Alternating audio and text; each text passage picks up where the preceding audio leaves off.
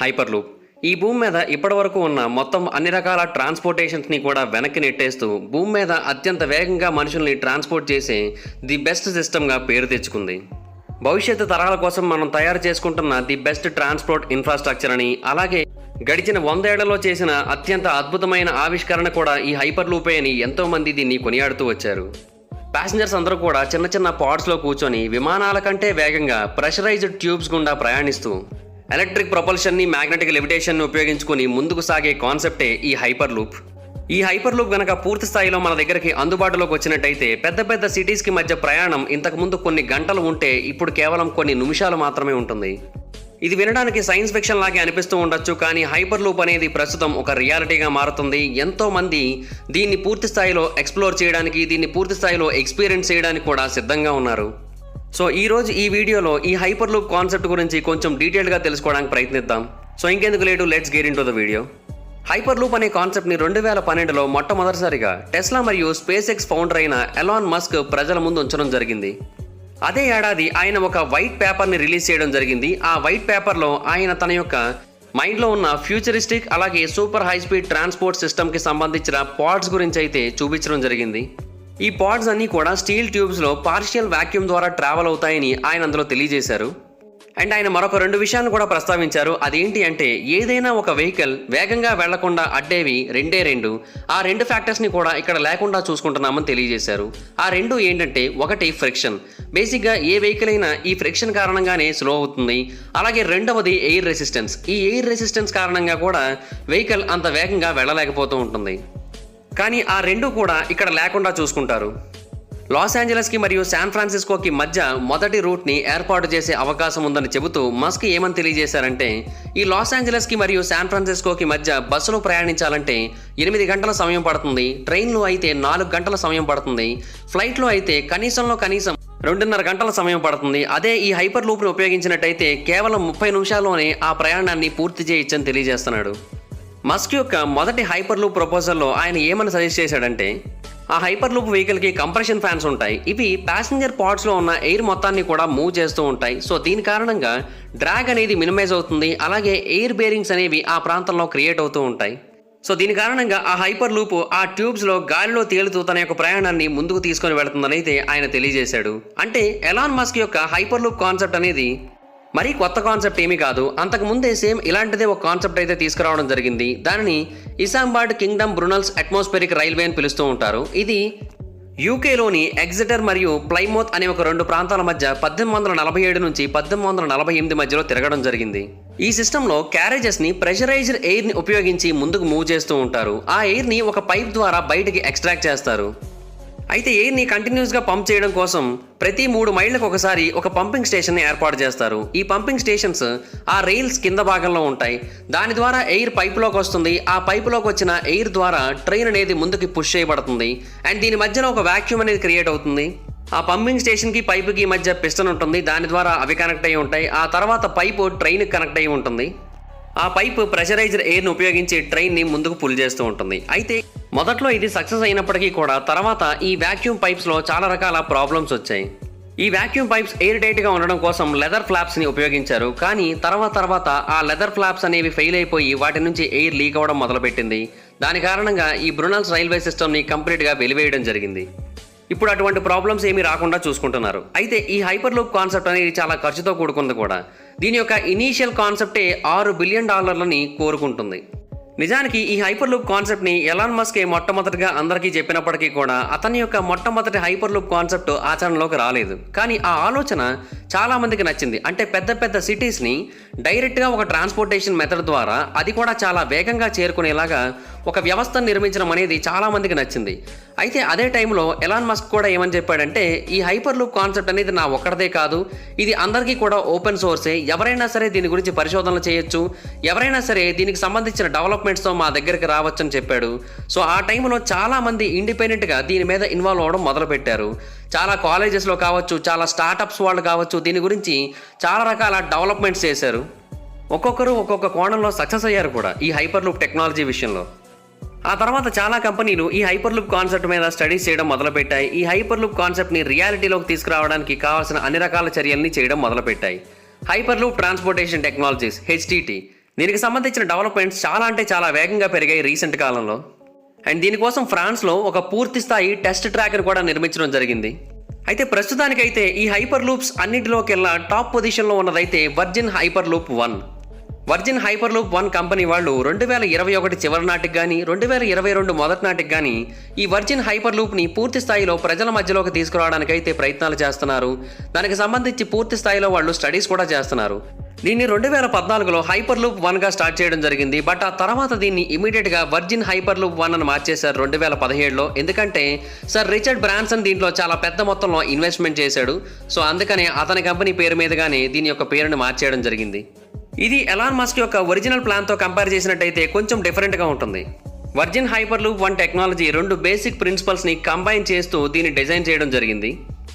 మొదటిది మ్యాగ్నెటిక్ లెవియేషన్, దీన్నే మ్యాగ్లెవ్ అని కూడా అంటారు. ఈ టెక్నాలజీని ఆల్రెడీ మోనో రైల్స్లో ఉపయోగిస్తూ ఉన్నారు. దీని కారణంగానే జపాన్లో ట్రైన్స్ అంత వేగంగా వెళుతున్నాయి.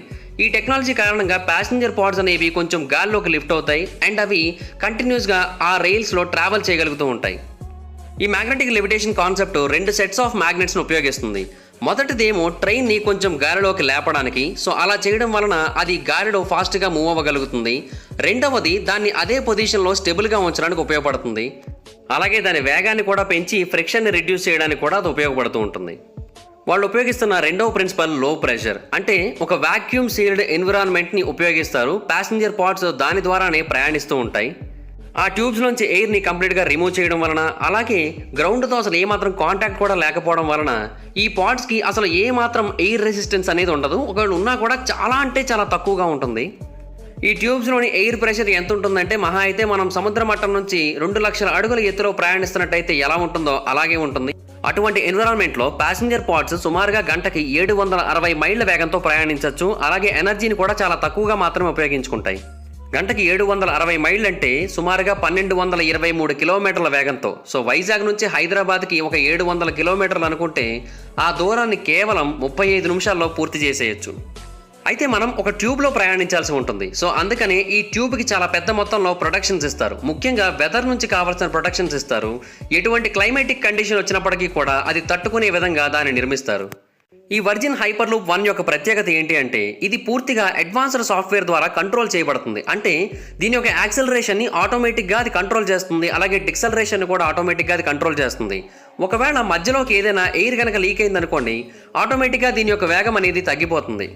లోపల కూర్చునే వారికి ఇదేమీ తెలియకపోవచ్చు, బట్ బయట నుంచి వీటిని కంట్రోల్ చేసే వాళ్ళకి మాత్రం వీటి గురించి తెలుస్తుంది. ఈ హైపర్ లూప్ 1ని టెస్ట్ చేయడం కోసం అమెరికాలోని నెవాడా డెజర్ట్లో సుమారుగా 500 మీటర్ల పొడవైన ఒక ట్రాక్ను నిర్మించడం జరిగింది.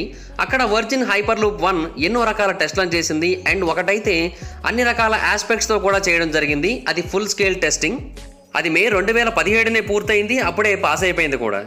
వాళ్ళు ఆ టైంలో దీని యొక్క propulsion, breaking, levitation, vacuum systems వీటన్నిటిని కూడా పూర్తి స్థాయిలో టెస్ట్ చేశారు. ఆ 500 మీటర్ల ట్రాక్లోనే అది హైయెస్ట్గా 240 మైళ్ళ వేగాన్ని అందుకుంది. సో ఇంకా పెద్ద ట్రాక్ అయినట్టయితే ఇంకా ఎక్కువగా వేగాన్ని అందుకునే అవకాశం ఉంది.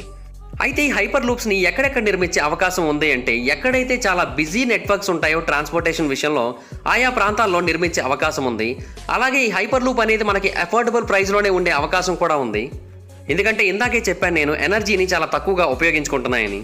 ఈ వర్జిన్ హైపర్ లూప్ 1 వాళ్ళు ఒక గ్లోబల్ ఛాలెంజ్ని లాంచ్ చేశారు. వాళ్ళ యొక్క మెయిన్ ఇంటెన్షన్ ఏంటి అంటే ఈ వర్జిన్ హైపర్ లూప్ బెనిఫిట్ పొందే ది బెస్ట్ రూట్స్ ఏంటో తెలుసుకోవడమే ఆ ఛాలెంజ్ యొక్క మెయిన్ టార్గెట్. సుమారుగా 2600 ఎంట్రీస్ వచ్చాయి. అందులో 35 పొటెన్షియల్ లొకేషన్స్ని తర్వాత రిడ్యూస్ చేసుకున్నారు. ఆ తర్వాత వాటిలోంచి సుమారుగా 5 దేశాలలోంచి 10 మంది విన్నర్స్ని సెలెక్ట్ చేయడం జరిగింది. అండ్ ఆయా ప్రాంతాలలో గవర్నమెంట్ వాళ్ళ నుంచి అలాగే అర్బన్ డెవలప్మెంట్ వాళ్ళ నుంచి కూడా పూర్తి స్థాయిలో సపోర్ట్ ఉంటుంది అనుకున్నప్పుడు మాత్రమే వాటిని సెలెక్ట్ చేయడం జరిగింది. ఇంతకీ అవేంటో తెలుసా? Chicago, Columbus, Pittsburgh, Chennai, Denver, Pueblo, Toronto, Montreal, Miami, Orlando, Mexico City, Guadalajara, Dallas, Laredo, Houston. ఇవన్నీ కూడా యుఎస్, కెనడా, మెక్సికో ప్రాంతాలలో. యూకేలో 2 ఉన్నాయి, గ్లాస్గో, లివర్పూల్, అలాగే యూకేలోని ఎడన్బర్గ్, లండన్. ఇండియాలో 2 ఉన్నాయి. ఇండియా తప్ప ఏషియన్ కంట్రీస్ ఇంకేమీ లేవు. ఇండియాలో ముంబై టు చెన్నై, బెంగళూరు టు చెన్నై. ఈ బెంగళూరు టు చెన్నైది హైదరాబాద్ మీదుగా వెళ్ళే అవకాశం ఉంది. సో 3 కాంటినెంట్స్లో 5 కంట్రీస్లో 10 రూట్స్ని సెలెక్ట్ చేశారు. ఇందులో 53 అర్బన్ సెంటర్స్ ఉంటాయి. 6000కి పైగా కిలోమీటర్ల ట్రాక్స్ ఉంటాయి, మొత్తం 10 కలిపి. సుమారుగా 14,80,00,000 మంది దీన్ని ఉపయోగించుకునే అవకాశం ఉందని అయితే వాళ్ళు తెలియజేశారు. ఇవే కాదు ఇంకా చాలా ఉన్నాయి. ముంబై టు పుణే కావచ్చు, ముంబై టు ఢిల్లీ కావచ్చు, ఇలాంటి ప్రాజెక్ట్స్ కూడా వస్తున్నాయి. అలాగే వేరే దేశాలలో కూడా ఇంకెన్నో ప్రాజెక్ట్స్ అయితే రాబోతున్నాయి. కాకపోతే ఇవి మెయిన్ ప్రాజెక్ట్స్, వాళ్ళకి బిజినెస్ బాగా జరిగే ప్రాజెక్ట్స్. సో ప్రస్తుతానికి ఈ ప్రాంతాలలో హైపర్ లూప్ టెక్నాలజీస్ని ఏర్పాటు చేయడానికి కావాల్సిన డిస్కషన్స్ అయితే జరుగుతున్నాయి. సో భవిష్యత్తులో కొన్నేళ్లలోనే మనం ఈ హైపర్ లూప్ టెక్నాలజీని ఇండియాలో కూడా చూడొచ్చు ఈ రెండు ప్రాంతాలలో. అయితే ఫిబ్రవరి 2018న ఈ హైపర్ లూప్ కాన్సెప్ట్ అసలు ఎలా పనిచేస్తుంది, ఇందులో ప్యాసింజర్స్ ఎలా ట్రావెల్ చేస్తారనే విషయాన్ని కూడా వాళ్ళు తెలియజేశారు బయటికి. దుబాయ్ నుంచి అబుదాబి వెళ్లే హైపర్ లూప్ ట్రైన్ యొక్క డీటెయిల్స్ ఇవి. దీంట్లో ఒక ట్రాన్స్పోర్టర్ ఉంటుంది, ఒక కార్గో పాడ్ ఉంటుంది, ఎయిర్ లాక్ సిస్టమ్ ఉంటుంది, ప్యాసింజర్ పాడ్స్ ఉంటాయి, ట్రాన్స్పోర్టర్ బేస్ ఉంటుంది, అలాగే ట్యూబ్ ఉంటుంది. ఇవన్నీ కలిస్తేనే ఈ ట్రైన్. దీన్ని ట్రైను అని ఎందుకన్నారని మీరు ఆశ్చర్యపోవచ్చు. ఇది కూడా ట్రైన్ లాంటిదే, ఇందులో కూడా బోగీలాగే ఉంటాయి, వాటినే ప్యాసింజర్ పాడ్స్ అంటారు. కాకపోతే ఏంటంటే ట్రైన్లో లాగా ఒకదానికొకటి కనెక్ట్ అయి ఉండవు, దేనికి దానికి సెపరేట్గా ఉంటాయి ప్యాసింజర్ పాడ్స్. అన్నీ కూడా వెళ్ళి ఆ హైపర్ లూప్లో ఇరుక్కుంటాయి. ఆ తర్వాత హైపర్ లూప్ బయలుదేరుతుంది. తర్వాత డెస్టినేషన్కి చేరుకున్న తర్వాత ఆ ప్యాసింజర్ పాడ్స్ అన్నీ మళ్ళీ ఆ హైపర్ లూప్ నుంచి బయటకు వస్తాయి. తర్వాత వాటి యొక్క పర్టికులర్ ప్లేస్లోకి వెళ్ళిన తర్వాత వాటి యొక్క డోర్స్ ఓపెన్ అవుతాయి, అప్పుడు ప్యాసింజర్స్ బయటకు వస్తారు. అండ్ ఇది ఉపయోగిస్తున్న మ్యాగ్నెటిక్ లెవిటేషన్ టెక్నాలజీని already Japan trains, China trains వాడుతూ ఉన్నాయి. సో డెఫినెట్గా ఇది ఒక టైప్ ఆఫ్ ట్రైనే, కాకపోతే అంతకు మించి.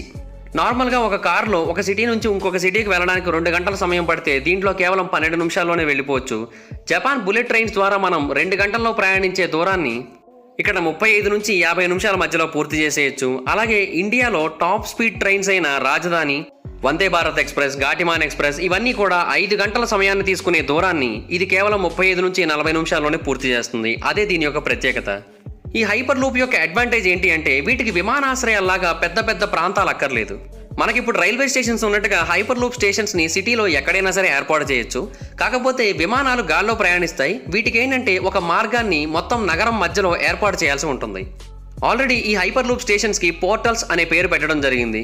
ఆ పోర్టల్స్ దగ్గరికి ఈ హైపర్ లూప్స్ వచ్చి ఆగుతాయి. ఆ తర్వాత దాంట్లోని ప్యాసింజర్ పాడ్స్ బయటకు వచ్చి వాటి యొక్క పొజిషన్స్కి వెళ్ళిన తర్వాత గేట్స్ అనేవి ఓపెన్ అవుతాయి. వీటికి సెక్యూరిటీ సిస్టమ్ కూడా ఎక్కువ లెంతీగా ఉండకుండా చాలా ఫాస్ట్గా వెళ్ళిపోయేటట్టుగా టర్న్ అప్ అండ్ గో అనే ఒక ప్రిన్సిపల్ని తీసుకొస్తూ ఉన్నారు. దీని కారణంగా అడ్వాన్స్డ్ సెక్యూరిటీ చెక్స్ ఉంటాయి, అవి కూడా చాలా వేగంగా పూర్తవుతాయి. దీనికి ఉన్న మరొక ముఖ్యమైన బెనిఫిట్ ఏంటి అంటే వేగం. దీని యొక్క వేగం కారణంగా పెద్ద పెద్ద నగరాలకి మధ్య ఉన్న డిస్టెన్స్ అనేది చాలా వరకు తగ్గిపోతుంది. అంటే ఒక కారులో 5 గంటల 50 నిమిషాల సమయం తీసుకునేదాన్ని ఈ హైపర్ లూప్ కేవలం 28 నిమిషాల్లోనే పూర్తి చేసేస్తుందని స్టడీస్లో తెలిసింది. చాలామంది పుట్టేది ఒక దగ్గర, పెరిగేది ఒక దగ్గర, కానీ ఉద్యోగం వేరొక చోట వస్తే ఇంకా వేరే ఆప్షన్ లేక అక్కడికే వెళ్ళి నివసిస్తూ ఉంటారు. అక్కడే ఇల్లు కొనుక్కొని అక్కడే బ్రతుకుతూ ఉంటారు. కానీ ఈ టైప్ ఆఫ్ డెవలప్మెంట్ కారణంగా మనం ఎక్కడైతే పుట్టామో, ఎక్కడైతే పెరిగామో అక్కడే ఉండొచ్చు. అక్కడి నుంచే మనం రోజు ట్రావెల్ చేసుకోవచ్చు ఇక్కడికి. ఈవెన్ విమానాలు కూడా మనల్ని ఇంత వేగంగా తీసుకొని వెళ్ళలేవు, ఎందుకంటే వాటికి సెక్యూరిటీ చెక్స్ ఎక్కువ ఉంటాయి. అలాగే బోర్డింగ్ టైం కూడా ఎక్కువగా ఉంటుంది. ఆ తర్వాత వాటిని మళ్ళీ ల్యాండ్ చేసిన తర్వాత కూడా మనం బయటకు రావడానికి కూడా చాలా సమయం తీసుకుంటుంది.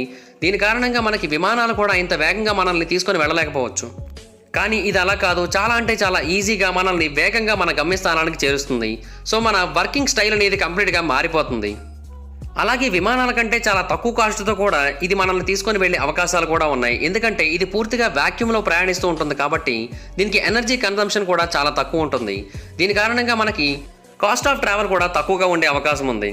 అలాగే ఇది కంప్లీట్గా వాక్యూమ్లో ట్రావెల్ చేస్తుంది కాబట్టి ఎన్విరాన్మెంటల్ ఇష్యూస్ కూడా వచ్చే అవకాశాలు లేవు. అలాగే దీనికి ఎనర్జీని కూడా రెన్యూవబుల్ రిసోర్సెస్ అంటే సోలార్ మరియు విండ్ ఎనర్జీ ద్వారానే తీసుకునే ఆలోచనలో ఉన్నామని కూడా తెలియజేస్తున్నారు. సో ఇది ఒక క్లీనర్ ఆల్టర్నేటివ్ ట్రావెలింగ్కి, అన్ని రకాల ట్రావెలింగ్స్కి కూడా ఇది ది బెస్ట్. అయితే సేఫ్టీ పరంగా కొంతమంది కొన్ని రకాల డౌట్స్ని అయితే రైజ్ చేస్తున్నారు. అంటే ట్యూబ్స్లో ప్రయాణించడం ఎంతవరకు సేఫ్, అది కూడా కంప్లీట్గా వాక్యూమ్ ఉన్న ప్రాంతంలో సూపర్ సోనిక్ స్పీడ్స్తో ట్రావెల్ చేయడం అనేది ఎంతవరకు కరెక్ట్, మధ్యలో ఎక్కడైనా ఫెయిల్ అయినట్టయితే ఏంటి పరిస్థితి, ఒకవేళ ఎక్కడైనా ట్యూబ్స్ కనుక బ్రేక్ అయినా లేదంటే బ్రీచ్ అయినా ఏంటి సిచ్యువేషన్, పోనీ ఇవన్నీ కాకపోయినా ఏదైనా ఒక భూకంపం వచ్చినా లేదంటే పైనుంచి ఒక పిడుగుపడడం లాంటిది జరిగినా అప్పుడు ఏంటి పరిస్థితి అన్న ప్రశ్నలను అయితే లేవనెత్తారు. అయితే ఈ ప్రశ్నలన్నిటికీ కూడా వర్జిన్ హైపర్ లూప్ 1 వాళ్ళు చాలా క్లియర్గా ఎక్స్ప్లెనేషన్ ఇచ్చారు. మేము చాలా థిక్ స్టీల్ని ఉపయోగించి వీటిని కన్స్ట్రక్ట్ చేస్తున్నాం. సో డెఫినెట్గా ఈ ట్యూబ్స్ ఎట్టి పరిస్థితుల్లోని కూడా పంచర్ అవ్వవు, బ్రేక్ అవ్వవని తెలియజేస్తున్నారు. అలాగే ఈ ట్యూబ్స్కి ఒక స్పెషల్ ఇంజనీరింగ్ ఎబిలిటీని కూడా ఇస్తున్నారు.